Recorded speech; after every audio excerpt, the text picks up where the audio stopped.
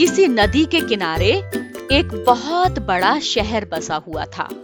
उसमें बहुत अमीर अमीर लोग रहा करते थे, क्योंकि वो सभी नदी के रास्ते व्यापार करते थे।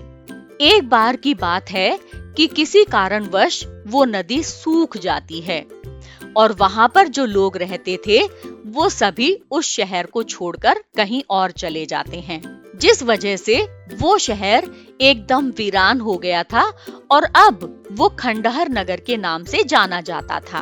बाद में उस शहर में बहुत सारे चूहे आकर रहने लगे थे।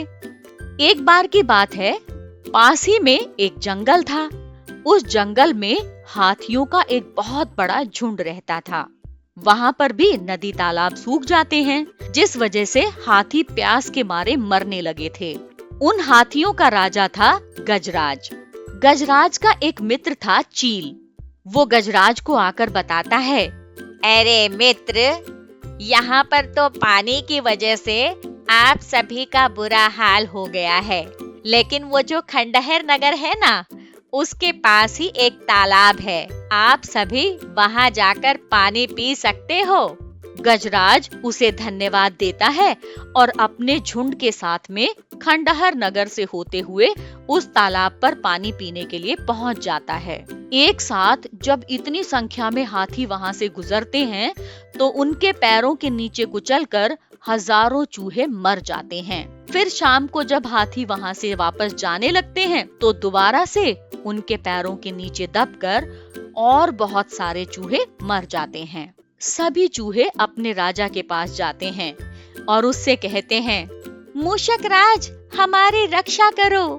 देखो, इन हाथियों के झुंड की वजह से हमारे कितने साथी मर गए हैं। पूरा शहर हमारे चूहों की वजह से लाल हो गया है।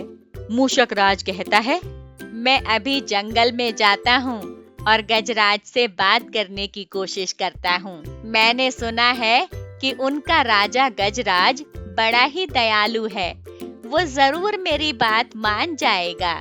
इसके बाद मूषक राज गजराज से मिलने के लिए जंगल में पहुंच जाता है और एक ऊंची चट्टान पर खड़े होकर गजराज से बात करने की कोशिश करता है। जब गजराज देखता है कि चूहा उससे कुछ कहने की कोशिश कर रहा है तो वो अपने कान को चूहे के पास लेकर जाता है और उससे कहता है, तुम मुझसे कुछ कहना चाहते हो मित्र? कहो, क्या कहना चाहते हो?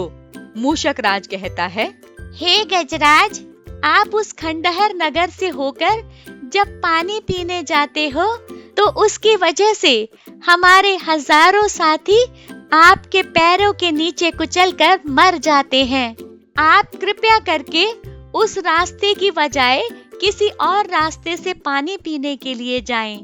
गजराज कहता है, मुझे माफ करना मित्र, मुझे नहीं पता था कि हमारी वजह से इतना बड़ा अनर्थ हो गया है।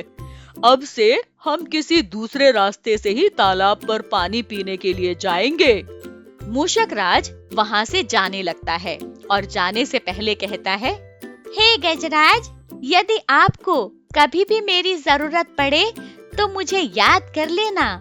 और इसके बाद मूषक राज वहाँ से चला जाता है। कुछ दिनों बाद उस नगर के राजा को अपनी फौज में कुछ हाथियों की जरूरत पड़ती है और वो हाथियों को बंदी बनाकर वहाँ से ले जाते हैं। इस बार गजराज भी उनके जाल में फंस गया था। गजराज के पैर एक मोटी रस्सी में जकड़ जाते हैं। वो बहुत जोर जोर से चिंघाड़ने लगता है। तभी एक भैंसा जो गजराज का मित्र था वो दौड़ते हुए आता है और उससे कहता है, हे गजराज, आपने मुसीबत पड़ने पर मेरी मदद की थी, इसीलिए आप मुझे बताइए कि मैं आपकी क्या मदद कर सकता हूँ। गजराज कहता है, यहाँ से खंडहर नगर की तरफ जाओ, वहाँ पर मेरा एक मित्र रहता है मूषक राज, उसे जाकर सारा हाल बताओ और उसे यहाँ लेकर आओ। भैंसा दौड़ते दौड़ते हुए खंडहर नगर जाता है और वहाँ पर मूषक राज को सारी बात बता देता है। मूषक राज अपने साथ 4-6 फुर्तीले चूहों को लेकर भैंसे की पीठ पर बैठकर वहाँ पर आ जाता है और वो सभी मिलकर गजराज के पैरों में बंधी मोटी रस्सी को फटाफट कुतर देते हैं। गजराज आजाद हो जाता है और वो मूषक राज को धन्यवाद देता है। तो बच्चों, इस कहानी से हमें ये सीख मिलती है कि यदि हम किसी के साथ में भलाई करते हैं तो बदले में वो भी हमारे साथ में भलाई ही करता है। इसीलिए हमेशा दूसरों के साथ में अच्छा व्यवहार करना चाहिए। मुझे यकीन है कि हमारी आज की ये कहानी आपको जरूर पसंद आई होगी।